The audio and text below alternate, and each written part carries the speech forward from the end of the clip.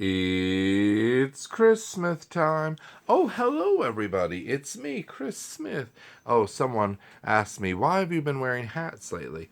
Well, see, I still have hair. Um, but it always turns out that I start my video right before I've had my morning shower, and I just hate to show up to the world with messy hair. Don't you, Blackie? I'm here with my trusty companion, Blackie Humprhey, Hector Angel Shadow Rascal, Godfrey Gladstone III. And we're here because it is the annual Tops list. That's the top movies of the previous year, which in this case is 2023. Now, normally these air before the Oscars, but because there were so many movies I had to get to, it took a long time to see all 10,000 movies that came out in 2023. So we're doing this in two parts, and we're going to start with number 20. Okay, at number 20, we have a tie. It's Theater Camp, the movie that came out in 2023 that was about a theater camp. And you know, it was a fun little movie. That's their cute poster. And Ben Platt, of course, was in it. And I don't have a whole lot to say about it, but it comes at number 20, and I liked it. I thought it was a lot of fun. Now, and it's tied with another movie that also has lots of music in it because it's Dix the Musical, which featured Megan Mullally, Nathan Lane, Megan the Stallion, Bowen Yang, Aaron Jackson, Josh Sharp, and introducing the Sewer Boys, which are these little creatures here. Now, this is a ridiculous movie. It came from A24, the company that does a lot of great movies, including great horror movies. This movie is so offensive, you will scream with laughter.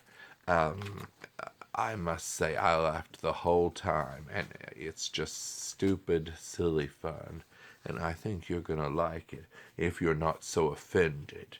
And that was tied at number 20. Now, at number 19 is sort of a horror comedy. It is Cocaine Bear.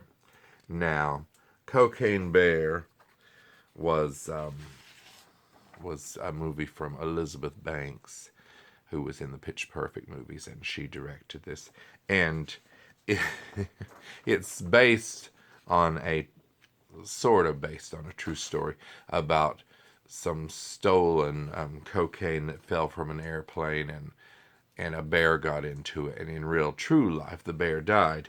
But what if the bear had become, look at these cute lines of cocaine. Now, I'm not advocating cocaine, but look, it's like a bear's claw. Isn't that darling? And it says, get in line. I don't know what, I mean, I know that means lines of cocaine, but what does that mean in bear world?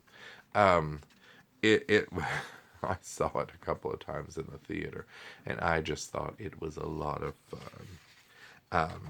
That is at number 19. And at number 18 is Strays, another silly but fun movie with a bunch of dogs walking and talking. And it features Will Ferrell as Reggie and Jamie Foxx as Bug. And it's also from the people behind Cocaine Bear and 21 Jump Street, according to their little ad. That's at number 18, and you can still stream all of these movies. Now, at number 17 is Disney's Wish, which was the latest animated movie this year, and this girl goes to work for this. He's sort of like a sorcerer, and he's sort of like, I don't know if he was the king of this kingdom, but he certainly controls all the wishes. People make wishes, and then this man keeps control of the wishes, but he doesn't really grant them unless it's like, make me a great tailor, and then they're sewing all the time. So it's only if it benefits him. And this is the girl that has a cute little talking goat friend, and the little star and Wish. You can find that on Disney Plus, I'm sure. Now, at number 16, this was an interesting movie I saw at the end of the year from Searchlight Pictures. I call it All of Us Strangers. It's a gay, romantic, creepy story of these two men who live in this high-rise building somewhere in London, and things are amiss, especially when the lead man who's writing a book starts going to visit his parents, who died when he was a very young boy in a tragic car wreck. And he's not going to the cemetery to visit them. He's going to his old house, and they are there, as young as can be. And this is the man who also lives in the building, and they strike up a relationship. All of Us Strangers. It's a very strange movie, but I must say I enjoyed it. Now, at number 15, this was an Academy Award nominated for 7 awards. It's Barbie. Now, I'm sorry that that's in black and white. Let's show you that in color. Isn't the pink glorious? They have every shade of pink you can find in the movie. It starred Margot Robbie and Ryan Gosling. It's from Greta Gerwig. And of course, it won 1 Oscar last night, because we're taping this on Monday. It won 1 Academy Award last night for Billie Eilish and her brother Phineas. And for Best Song. And I must say, I enjoyed Barbie. Now, it wasn't my favorite on the planet, but it was number 15 for the year. So that's good. And it got a lot of attention from the performance that Ryan Gosling did at the Oscars of I'm Just Ken, which was a show-stopping number. It didn't win for the song, but it was a show-stopping performance. Now, at number 14 is Guardians of the Galaxy Volume 3. This is the last chapter in the Guardians of the Galaxy saga, which I really enjoy. This is one of those Marvel movies that I do enjoy, because I don't enjoy all the Marvel movies. I've gotten really tired of superheroes, and Guardians of the Galaxy is just different. The way that it's edited, the way that the colors are, the way it's all shot, the characters. I like the characters a lot. Star-Lord, all of them, Raccoon, that cute raccoon. And this is largely his origin story. Now beware, it's difficult to watch a lot of the scenes because there's animal abuse, but it's part of his origin story, and so be warned about that. At number 13, this was a very fascinating movie called Origin, and it's from Ava DuVernay. She wrote and directed it. It stars Ingenue Ellis Taylor, and it is it's based on the book. Let me tell you the book title. Okay, I like this poster artwork too, with the puzzle pieces. So this is a biographical drama film, and it's based on the life of Isabel Wilkerson, played by Ingenue Ellis Taylor, as she writes the book Cast: The Origins of Our Discontents. and this is from Wikipedia, so you know it's true. It says, over the course of the film, Wilkerson travels throughout Germany, India, and the United States to research the caste system in each country's history. And it it talks a lot about racism and how it's more a caste system in these different lands because let's say in Germany, when Jewish people were persecuted, and the whole Nazi regime was killing all the Jewish people. There, it wasn't based on skin color because it was white people and white people. So she's in her book that she's writing in this movie and in real life, she's looking at it's more a caste system thing instead of a racism thing.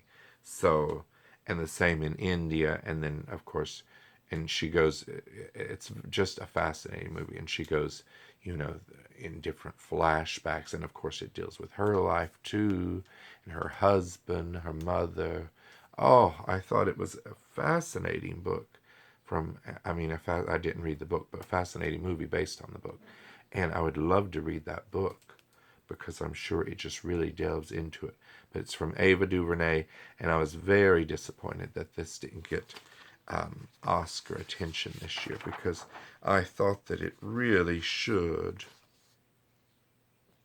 At number 12 is a movie I saw called Leave the World Behind, starring Julia Roberts, Mahershala Ali, Ethan Hawke, and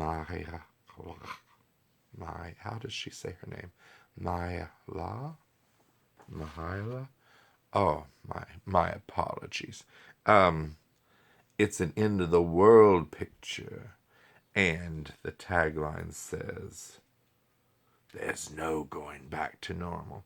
It reminded me of the great pandemic and how we thought the world was going to end. A group of people come together when all the cities start experiencing, power outages. Julie Roberts and her family in the movie have gotten this sort of Airbnb, and then the owners of the house also come from the city and return to their home. So they're forced to all live together while they try to figure out what is happening in the world and how much longer will it last. I thought it was absolutely chilling. And if you love Friends, you'll love the fact that the daughter in the movie has been watching Friends, streaming, of course, because she's a young girl, maybe 12, something like that. And she's on the last episode, and she must find out if Ross and Rachel get together. And of course, that's when all the power goes out, or at least they lose internet connection at that point. And she keeps going around through the whole movie asking people, did Ross and Rachel get together? And it's like the most important thing in her world. And that would be me at the end of the world because, I like TV. It's very important. Now, that was at number 12. And at number 11 is a movie called Nuovo Limpo. It is a foreign film. Let me find out something about it to tell you. Here's the Italian poster art. And, yes, it tells the story of two men who meet and fall in love in late 1970s Rome, only to be separated unexpectedly. And there's a movie theater that they meet up at, and I must say, I just thought it was fascinating. Nuovo Olimpo. And it was tragic, it was romantic, it was It was just very unexpected. I did not expect to stumble upon that movie on Netflix. And that landed at number 11. Now, next time, we're going to do the second part, and we're going to do the top 10 of 2023. So, I will see you. Where's my sign? The next time that it's Christmas time. Okay, goodbye, everybody. Goodbye.